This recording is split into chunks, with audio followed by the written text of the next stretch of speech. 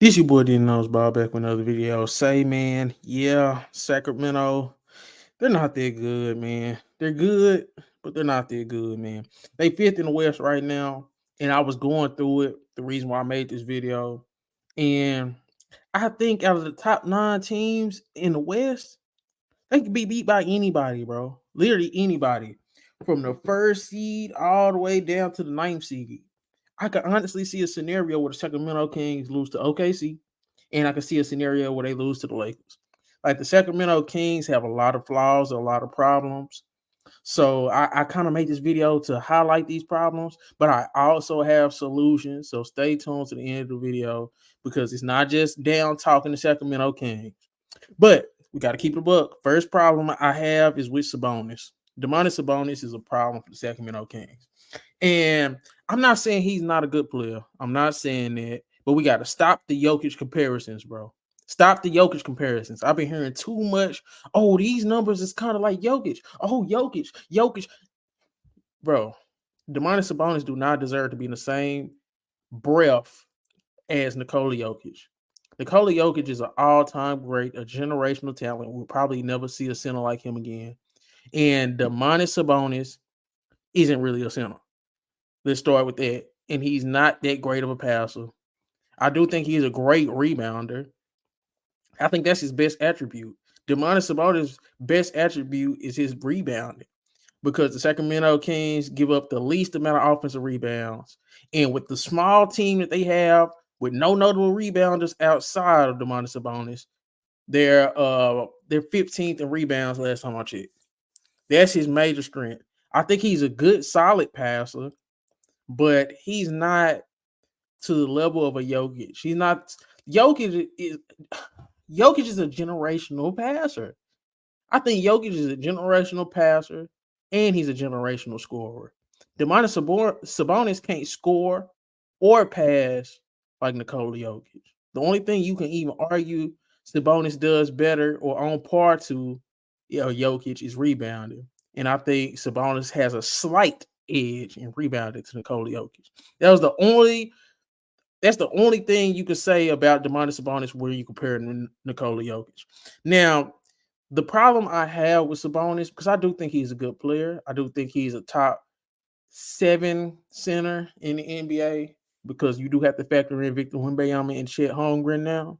But I think Domantas Sabonis, he's hard to build around. That's my biggest thing because if you look at Domantas Sabonis, and if he's one of your top 2 players, because you got Fox and Sabonis, I think Sabonis is the Sacramento Kings' most important player. But I do think De'Aaron Fox is their best player because at his position, what he can do is more special than what Sabonis can do at his position. Even though I understand counting stats don't throw me the count stats. But Domantas Sabonis, in terms of impact, he reminds me of the Orlando version of Nikola Vucevic in terms of impact, not game, impact. He could be the best player or most important player on a first round playoff exit.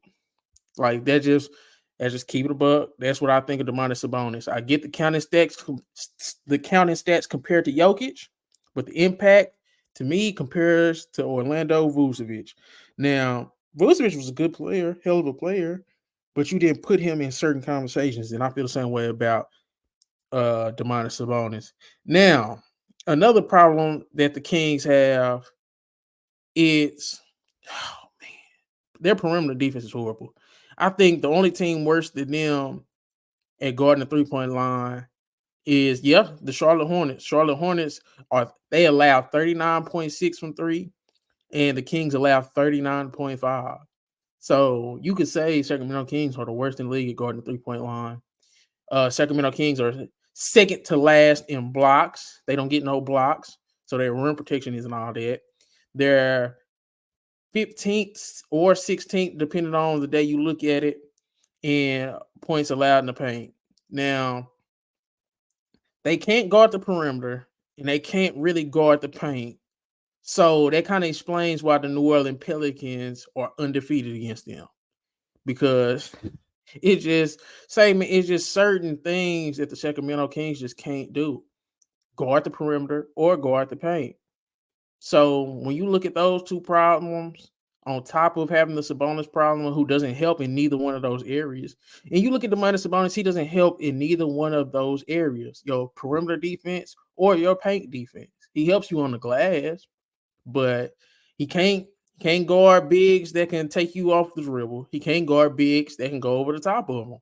And he doesn't deter guards that try to get into the paint and score. So those are more things that Domantas, he's intertwined with the Kings' problems. Now, they don't have a wing defender that you trust. Putting Keegan Murray on Donovan Mitchell yesterday, man, that was the definition of barbecue chicken alert. Like it just, come on now. You don't do that. You don't do that. And I was watching the Cavaliers Kings game, and I'm like, are the Cavs hot? Until I thought about it, and I was like, no. Well, they are hot, but they're also playing against the worst perimeter defense in the NBA, unless you count Charlotte. But Charlotte's not a real team, so in terms of like a team that's gonna make the playoffs and actually do something or has the chance to do something, the Kings are the worst team, the worst perimeter defense. So that's a very big problem.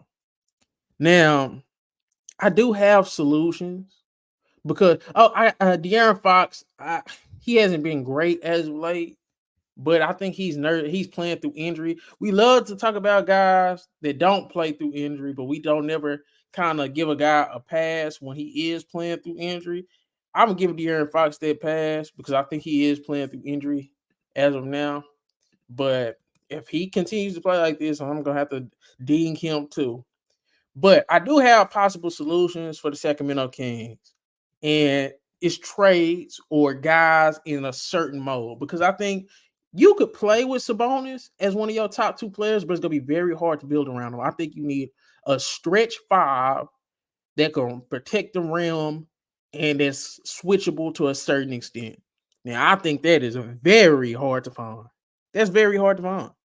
If you want to play Sabonis, I think his best position is power forward. And I think if you want a center next to him, he has to be able to protect the rim, shoot the three, and be switchable a little bit. So there's that. How many of the guys in the league fit that mode that you can actually get? So yeah, there's that. And they need a point of attack defender that's has some size and that can play alongside of a De'Aaron Fox. They got Davion Mitchell, but you can't play him with Fox. That's why his value is kind of low with this version of Sacramento Kings. So two guys come to mind that fit the guard point of attack defender and the center that can kind of stretch the floor, block shots, and switchable to a certain extent. I was thinking Alex Caruso and Wendell Carter or players in that mode. That's my solution for the Sacramento Kings.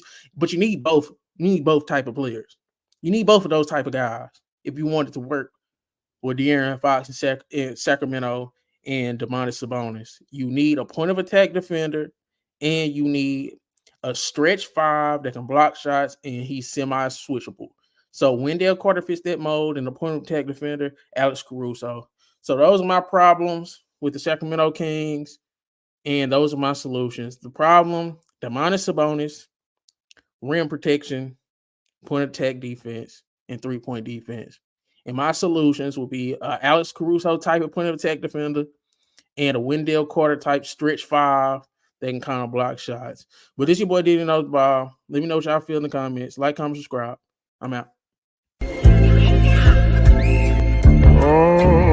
Found some shit I love to do, so I can look comfortable. Searching for a peace of mind, need that when it's time to rhyme. Perfect in every line, any chance I get, and I know it takes time, but I would never quit.